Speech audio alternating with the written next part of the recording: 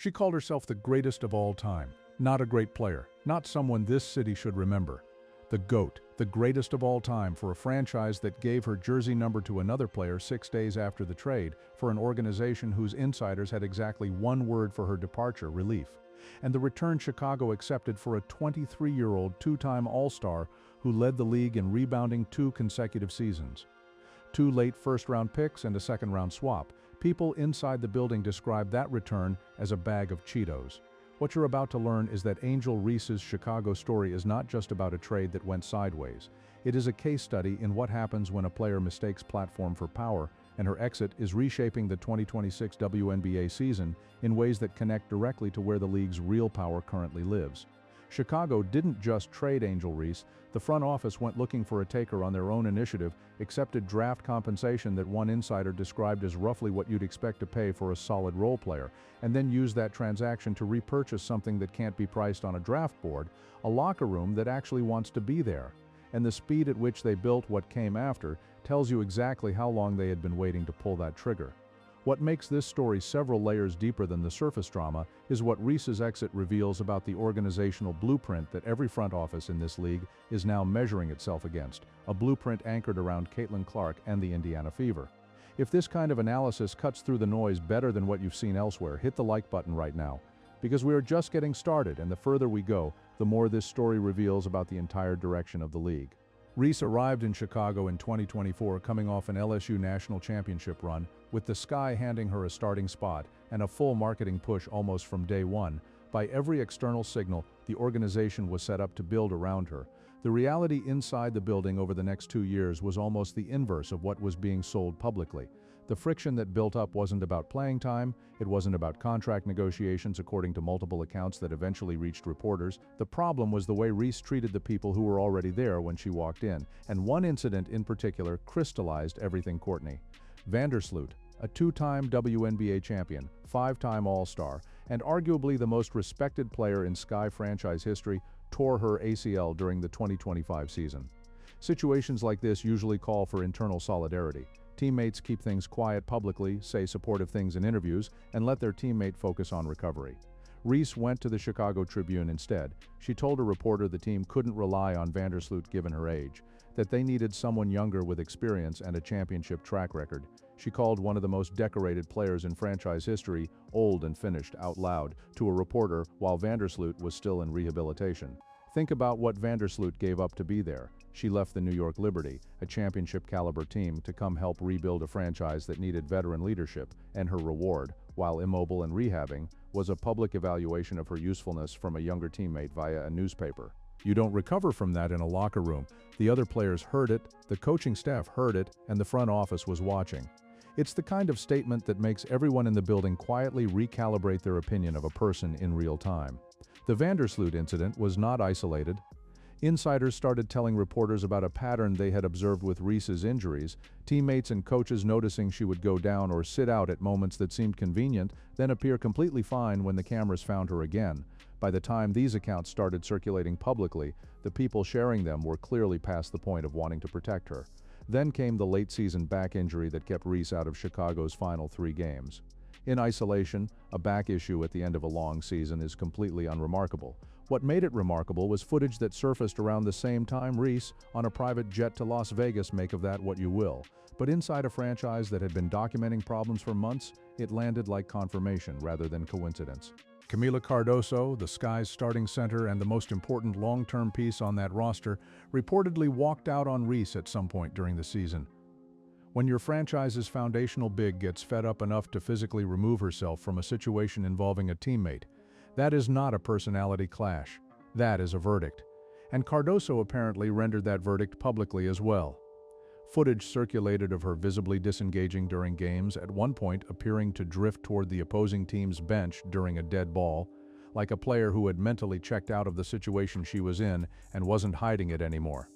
The organization's formal response came in September 2025, when the Sky suspended Reese for conduct detrimental to the team. That phrase, conduct detrimental to the team, is about as nuclear as a professional sports franchise gets with one of their own heavily marketed players. And the critical detail is that it wasn't impulsive. The organization had been documenting problems internally for months before they pulled that trigger. The suspension was the conclusion of a deliberate, methodical internal case. Reese's public response was to tell reporters she might have to move in a different direction and do what was best for herself. A fairly remarkable ultimatum from a player who had just been suspended by her own employer. There's also a contract dimension here that gets buried beneath the drama and deserves direct attention. Reese's rookie deal was expiring.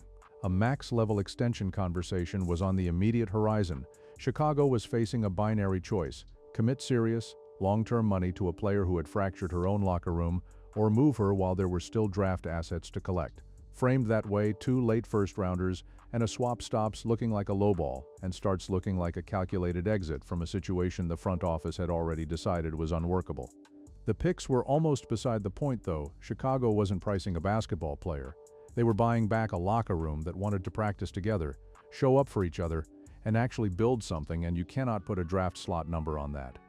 What happened the moment the trade cleared answered every question about whether the organization had made the right call. Skylar Diggins-Smith, a former all-star point guard with options across the league, chose Chicago. Then Azura Stevens, a versatile big who can step out and shoot, which gives Camila Cardoso room to operate down low without 2 paint-clogging bigs competing for the same space. Then Zoe Carrington, one of the most disruptive perimeter defenders in the entire league, the kind of player who changes a game's energy before she scores a single point. Then Rickea Jackson arrived via trade. 4 high-profile acquisitions in one offseason, each of them choosing or landing in Chicago specifically after Reese was gone. Free agents do not flock to a franchise that just made a bad decision. They flock to an organization that just made the right one. The players around the league who watched this situation play out and then signed in Chicago are themselves a verdict on who was right. Before we go deeper into what this rebuild communicates and what Atlanta is walking into, drop your take in the comments. Do you think Angel Reese can actually change her reputation in a new city? Or is this the kind of pattern that travels? We're about to get into the Atlanta side of this, and your instinct on that question is going to look very different by the time we're done. And then there's the jersey number, which might be the single most revealing detail in the entire Reese-Chicago story. Because it wasn't just a roster decision, it was a statement. Reese wore number 5 in Chicago. The Sky gave that number to Rickea Jackson less than 6 days after the trade closed. No ceremony, no cooling off period, no we'll keep it out of circulation as a sign of respect. They processed the transaction, assigned the number to the incoming player, and moved forward as though the previous 2 seasons didn't require any kind of acknowledgement. Reese's fan base went into full revolt online. Some of them genuinely began calling for the Sky to retire the number 5. The jersey of a player who spent 2 seasons with the franchise, earned a suspension for conduct detrimental to the team, and was traded for late draft picks after her own teammates went on record describing her as a locker room problem. Jersey retirement in professional sports is reserved for franchise cornerstones. Players who spent a decade building something in a city. The gap between what Reese's most devoted supporters believed her status in Chicago was and what the Chicago Sky's front office actually believed is almost uncomfortable to look at directly. Giving number 5 to Jackson wasn't administrative. It was the organization using the most visible symbol available to communicate that the Reese era wasn't a chapter worth preserving, and the timing made the message impossible to misread. They didn't pause. They didn't wait a month out of professional courtesy. They handed it to an incoming player in under a week. Chicago also built something else that deserves attention. The exact team Angel Reese had been publicly suggesting they should assemble. Spacing, defensive intensity, veterans who understand how to compete for championships. Diggins-Smith alone restructures how opposing defenses must approach Chicago's entire offense, because you cannot sag off her on the perimeter the way teams could when Reese was the second option. Stevens gives the paint a different dimension. Carrington creates defensive chaos on the perimeter before she even initiates offense. The version of Chicago that now exists is the version Reese argued for publicly. They built it. They built it without her, and they built it the week after she left. Before we continue, if our coverage has been your go-to source for what's really happening inside this league, becoming a member is the best way to make sure we can keep going this deep. Hit that join button below. Every member makes it possible for us to keep digging into the stories nobody else is covering at this level. Now let's examine what Atlanta actually signed up for, because the basketball math here is where the Dream's gamble gets most complicated. The Atlanta Dream were bounced in the first round of the 2025 playoffs by an Indiana Fever team that was operating short-handed. Caitlin Clark was managing a groin injury during part of that series.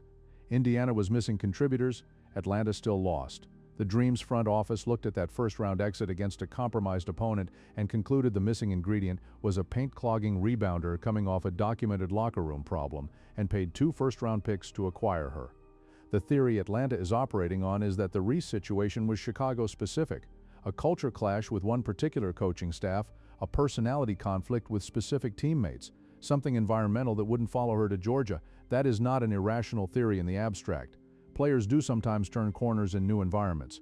What makes it complicated here is that the evidence trail is long, it is documented, and it does not read like a situational conflict. It reads like a pattern, and the people characterizing it that way were not strangers speculating from the outside. They were people who spent 2 years inside the same building. The basketball fit compounds the concern. Reese shot 18% from three-point range in 2025. 18. Opposing defenses can simply sag off her entirely, pack the paint, dare her to beat them from distance. She cannot. Her game is built on offensive rebounds and putbacks, which carries genuine value in specific contexts. But it does not create new shot opportunities for Alicia Gray or Ryan Howard. It does not stretch defenses. It does not open driving lanes for the players Atlanta actually needs to operate freely. Brianna Jones is also still on this roster. Atlanta is now running Reese and Jones together in a front court where neither player can force a defender to respect them beyond roughly 8 feet from the basket. Gray and Howard, the Dream's primary offensive weapons, need space to get downhill and create. They now have 2 bigs filling the exact space those drives require. Brittany Griner, for all her limitations at this stage of her career, at least introduced post-versatility and a different threat dimension that forced defensive adjustments. Reese doesn't bring that. She brings volume rebounding and a reputation that Chicago's front office, coaching staff and teammates were collectively relieved to move on from it. And those 2 first-round picks Atlanta surrendered will eventually arrive back in Chicago. The Dream are essentially funding the Sky's rebuild while absorbing all of the locker room risk themselves. Chicago gets a roster full of players who chose to be there. Atlanta gets the player everyone was relieved to see leave. If the investigation we're doing here is giving you a clearer picture of what 2026 is really going to look like, share this video with someone who needs the full story. We are about to reach the peak of this, and the final piece changes how you read the GOAT comment entirely. Now hold all of that next to what Indiana has assembled around Caitlin Clark. Lexi Hall spaces the floor and applies defensive pressure on the perimeter.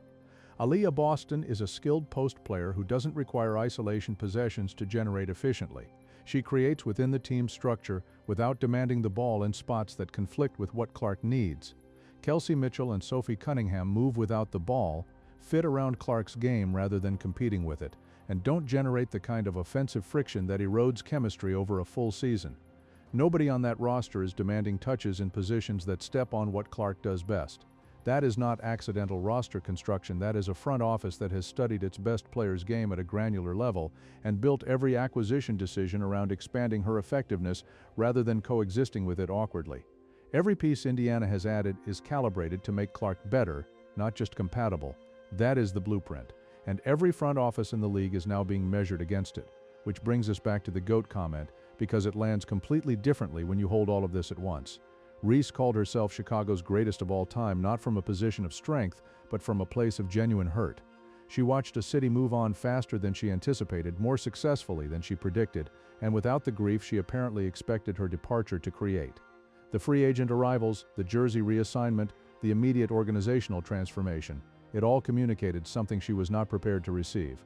When your former team builds its best roster in years immediately after trading you away, and the players arriving specifically cite the environment as a reason they chose the building, the message is not subtle, and the response, claiming the GOAT throne, is the clearest signal that the message landed exactly as hard as Chicago intended it to. GOATs don't get traded for pennies. Michael Jordan was not shipped out for a second-round swap. Diana Taurasi was not moved because her locker room couldn't stand her. When a franchise genuinely regards a player as its greatest of all time, they don't give her number away within a week, and sign 4 high-profile replacements before the offseason is even halfway done. Chicago did all of that fast, publicly and without looking back once. The acceleration was the answer. The 2026 season is going to resolve questions that no social media post can settle. Reese will step onto the court in Atlanta trying to prove that Chicago was wrong, that the stats are what matter, that the locker room reputation was situational, that the GOAT label will eventually look prophetic. Chicago will counter that argument by winning games with a roster that actively wanted to be built, and Indiana will keep extending the Clark blueprint, the model that has quietly become the standard every other franchise is scrambling to match. The verdict on who was right isn't going to come from a comment section. It's coming from what these rosters actually do when the games count in 2026. And based on everything we've covered here, the documented pattern, the contract math, the basketball fit, the free agent signals, the bet Atlanta just made is one that Chicago's entire organization was unwilling to take. Subscribe and hit the notification bell so you're here when the season delivers its answer. Because the next chapter in this story, the full reshaping of the league that Clark's dominance is accelerating, is what we're covering next. And you're going to want to be in the room for it.